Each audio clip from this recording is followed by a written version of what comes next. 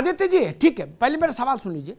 क्या ये बेहतर नहीं होता कि थल सेना की जो भर्तियां मेडिकल और फिजिकल टेस्ट की से आगे निकल चुकी थी इस बार, जी वो और एयरफोर्स की इनरोलमेंट वाला पायदान जो पार कर चुकी थी, वो भर्तियां पूरी कराने के बाद अग्निवीर लॉन्च हो जाता, एक, क्योंकि उस पर बड़ा वो है, आपत्ति है।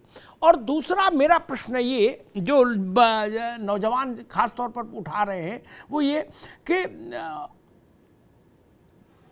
4.5 साल के बाद जो 75% अग्निवीर वापस सोसाइटी में आएंगे, उनको एब्जॉर्व करने के लिए स्टेट पुलिस है, आर्म्ड फोर्सेस हैं, और पैरामिलिट्री फोर्सेस हैं, और ये सब पीएसयूज हैं, ये सब भरपूर नौकरी देंगे।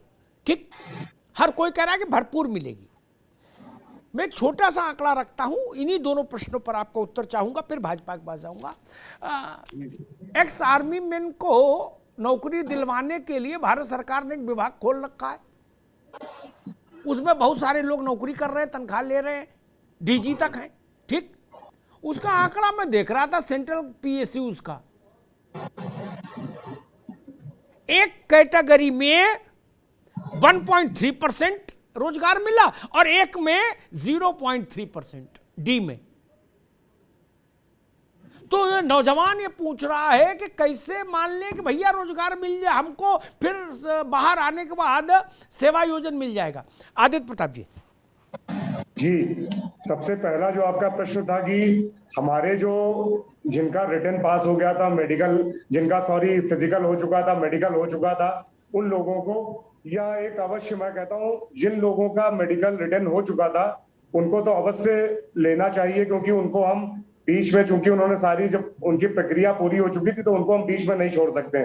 वो तो पहले प्रश्न का वो है कि उस पर सरकार को अवश्य चिंतन करना चाहिए जी। दूसरा प्रश्न आता है कि जब हमारी जो भर्ती अभी पूरे विश्व में जो वैश्विक परिदृश्य बदल रहा है, सबको जो हमें एक नवयुवा सेना चाहिए, जो नौजवान सेना चाहिए, उसके लिए महत्वपूर्ण था कि जो भर्तियां हो उसमें जो हमने एक एज ब्रैकेट 17.5 से 21, पहले भी हम इसी में कर रहे थे। पहले भी जो हमारा भर्ती रिक्रूटमेंट हो रहा था वो 17 साल से ही 21 साल तक था, जो जीडी सोल्जर का था, और बाकी जो ट्रेड्समैन या क्लर्क से उनका 23 तक का था।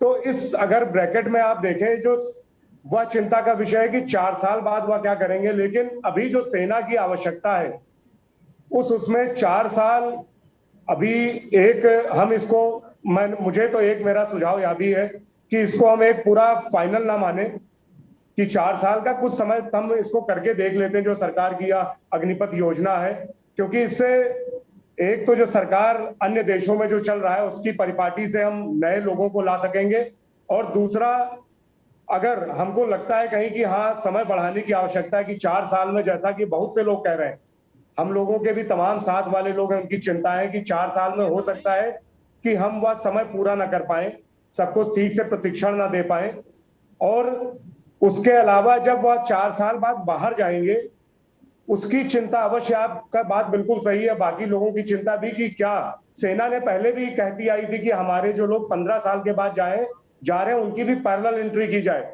उनको पैरामिलिट्री फोर्सेज आदि में भेजा गया, लेकिन वह संभव नहीं हो पाया। कालांतर में ऐसा हो नहीं पाया कि लोग जो सेना से निकले वह पैरामिलिट्री फोर्सेज में गए तो सर्विसेज में, लेकिन उनकी संख्या आप देखेंगे तो बहुत कम थी जी। तो या 4 साल बाद जो लोग जाएंगे उनको क्या सरकार इतना एब्जॉर्ब कर पाएगी? अभी तो जैसे हम कह रहे हैं कि आरक्षण देंगे, वह एक अच्छी चीज है जी। अभी पहले जो शायद नहीं आ रहा था कि मेडिकल जैसी सुविधाएं हैं, या उसके अलावा कह रहे हैं कैंटीन सुविधाएं भी हम उनको देंगे जी। या हम ऐसे मान सकते हैं कि अभी जो सेना की है आज की तारीख में, हम अपनी सेनाएं सारी विश्व की, आप चीन को देख लियो, भी अपनी सेना की संख्या कम कर रहे हैं, क्योंकि टेक्नोलॉजिकली जब हम बात करते हैं, ठीक है, इससे सहमत है आदित्य भाई, इससे सहमत है। समय की जरूरत है, अब उतनी फौज रखने की जरूरत नहीं है लड़ने की, अब तकनीक ज्यादा महत्वपूर्ण हो गई। 71 की लड़ाई में आदमी महत्वपूर्ण था, अब तकनीक ज्यादा महत्वपूर्ण। वो हम समझ रहे हैं, ठीक, वो बदलाव है। मैं आऊंगा दोबारा, मैं आपके पास आनंद दुबे जी के पास चलूंगा, यानी रूलिंग पार्टी के पास। आनंद जी, वो जो 2-3 सवाल मेरे पास हैं, बाकी तो आप सबका उत्तर दीजिएगा जो जो जो लोगों ने कहा। एक वही बेसिक सवाल मुझसे कम से कम 1000 नौजवानों ने सवाल किया होगा जी। और मैं अपने अनुभव से कह सकता हूं, मैं आर्मी का जानकार नहीं, लेकिन लोक जीवन को जितना देखा है, ये आंदोलन 25% रह जाता अगर जो ऑनगोइंग भर्तियां थी, जो कई चरण पास कर चुके थे नौजवान, उनको क्लियर करा देते। ये नैसर्गिक न्याय के भी विरुद्ध है। एड्रप्टली कैसे रोक देंगे? 2-2, 3-3 राउंड लोगों ने क्लियर कर लिए, मेडिकल का, फिजिकल टेस्ट का, रिटन का। बोले ना आप सब बेवकूफ, आप दोबारा बारंबार हो गए, इधर आओगे। तो उससे ज्यादा विरोध हुआ एक, और फिर विपक्ष को भी मौका मिल गया। लड़का नाराज हुआ तो विपक्ष पीछे से लगी जाएगा, स्वाभाविक है। ये भी लगे, आप विपक्ष में होते तो आप भी लगते, वो इशू यहां पर होता। दूसरा मेरा प्रश्न ये कि क्या ऐसा नहीं संभव था कि शुरुआत में ऐसा करके देख लिया जाता? 3 साल की भर्ती का बैकलॉग है मेरे हिसाब से, 6 दूनी 12, 6 तियां 18, कंजर्वेटिव होकर सोचिए तो भी करीब 1,80,000 2 लाख भर्तियां बनती थी। ठीक, हाइपोथेटिकल बात कर रहा हूं, मैं जानकार नहीं हूं, आपके सामने रख रहा हूं। क्या ये बेहतर नहीं, क्या ये अच्छा नहीं रास्ता हो सकता था कि हाँ ये ऐसा होता कि 1 लाख भर्ती सेना के रूटीन प्रक्रिया से होंगी और प्रयोग के तौर पर ये 1 लाख भर्ती या 1.5 लाख रूटीन के तौर पर होगी, 50,000 अग्निवीर के लिए रख दे पहली बार में। तेल भी देख लेते, तेल की धार भी देख लेते। नहीं आनंद जी? अमिताभ जी जवाब दूं? जी जी। अमिताभ जी, आपने जो पहला प्रश्न किया कि जिन लोगों के मेडिकल हो चुके हैं और जो प्रक्रिया हो चुकी है, निश्चित रूप से अगर ऐसा है तो सरकार को उस पर विचार करना चाहिए, सरकार उस पर विचार भी करे। एक पहले प्रश्न का आपके जवाब। दूसरा प्रश्न आपने कहा कि जो इतनी भर्तियां थी, क्या ऐसा नहीं कि पहले उन्हें कर लिया जाता? देखिए अमिताभ जी, लंबे समय से सेना में 1989 से तमाम एक्सपर्ट कमिटीज ने जो अपनी रिपोर्ट दी है, उसमें सेना को और मॉडर्नाइज करने और सेना को और स्किल्ड और यूथफुल करने की जो बात है वो उठाई गई है, लेकिन उस पर किसी ने भी काम नहीं किया। आज हम जैसा बताया इन लोगों ने, और मुझे भी जो जानकारी है कि सेना की जो औसत उम्र है हमारे यहाँ वो 32 साल है, एवरेज जो निकलता है, और हमें आवश्यकता है 24 से 26 के बीच की। तो एक तो ये चीज है कि सेना को ज्यादा स्किल्ड, आज अगर नए युवा आएंगे तो वो ज्यादा टेक सेवी होंगे, तमाम चीजें हैं तो वो बेटर कर सकेंगे, एक चीज। दूसरी चीज ये है कि सरकार ने हर तरह की चिंता की है, उनको हर वो सुविधा मिलेगी जो जवान को मिल रही है। आफ्टर रिटायरमेंट भी उनको कैंटीन की सुविधा और मेडिकल की सुविधा है। इसके अलावा 1 करोड़ रुपए तक का पेमेंट की व्यवस्था की गई है यदि उनके साथ कोई अनहोनी होती है या वो शहादत को प्राप्त होते हैं, या फिर अगर विकलांग हो जाते हैं तो उसके लिए अलग व्यवस्था है। तमाम तरह की चीजें हैं। आप नियुक्तियों के लिए भी है कि 25% लोगों को उसमें से सेना में ही परमानेंट कैडर में डाल दिया जाएगा। सुन लीजिए अमिताभ जी सुनिए ना, 1 मिनट। अभिषेक बाबू अभी रुकना होगा, वो आधा घंटा सबको सुन रहे थे आनंद में ना, अभी नहीं। अभिषेक बाबू ना आधा घंटा वो सबको सुन रहे थे, उनकी बात आ जाए। जी जी जी, मैं ये कह रहा हूं, इसके अलावा पैरामिलिट्री फोर्सेस में 10%, रक्षा इकाइयों में 10%, पुलिस बलों में तमाम तरह से सरकार ने व्यवस्थाएं की हैं, जिनसे जो हमारे अग्निवीर 4 साल बाद आएंगे तो उनको एडजस्ट किया जाएगा, उनको नौकरी दी जाएगी। इसके अलावा जो अग्निवीर आर्मी की ट्रेनिंग लेके आएंगे वो बेहतर राष्ट्र और बेहतर समाज के लिए भी ज्यादा उपयोगी होंगे, एक चीज। तो ये सारी चीजें मेरे समझ से पब्लिक डोमेन में भी काफी चीजें आ चुकी हैं। अब मैं बात करता हूं कि जिस तरह से पिछले दिनों यह आंदोलन हुए, और आपने अमिताभ जी एक चीज बड़े ध्यान से देखा होगा कि कई चेहरे या कई चीजें वही रही हैं जो 2014 के बाद से जितने भी कुचक्र रचे गए उनमें शामिल हुए। देखिए, ये लोग जब विपक्ष में थे तो इनका काम था अटकाना, लटकाना और भटकाना। जब ये सत्ता में थे, अटकाना, लटकाना, भटकाना, और जब ये विपक्ष में आ गए तो इनका काम बदल गया। अब इनका काम है बहलाना, फुसलाना, भड़काना, उकसाना, और उससे भी काम न बने तो फिर आग लगाना और दंगा करवाना। तो ये विपक्ष की जो है वो घृणित राजनीति है, जो युवाओं के कंधे पर बंदूक रखकर चलाई जा रही है। अब मैं कहता हूं कि आज ये विपक्ष के लोग बड़ी जो है सेना की चिंता कर रहे हैं। अरे ये वही लोग थे जो सर्जिकल स्ट्राइक और एयर स्ट्राइक के बाद इसी देश की सेना से जवाब मांग रहे थे, इसी देश की सेना से सबूत मांग रहे थे। 2013-14 में अमिताभ जी 2,53,000 करोड़ रक्षा बजट था इस देश का, 2,53,000 करोड़। आज कितना है? 5,25,000 करोड़, दूने से ज्यादा।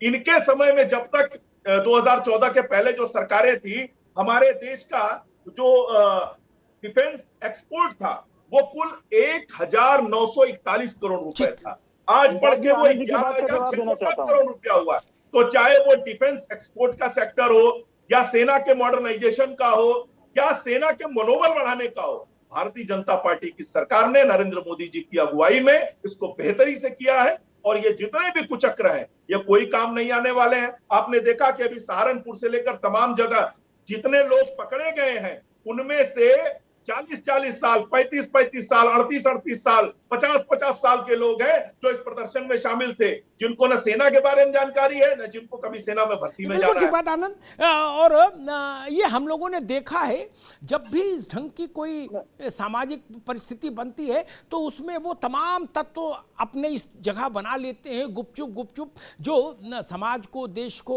राष्ट्र को नुकसान पहुंचाना चाहते हैं। इसीलिए मैंने धनबाद का उल्लेख किया। वहाँ जो ट्रेनें जली मिली, उनके डब्बों में जो कुछ ऐसी चीजें मिली जो इन नौजवानों से मेल नहीं खाती, वो पेशेवर लोगों की चीजें हैं जो आतंक फैलाना चाहते हैं।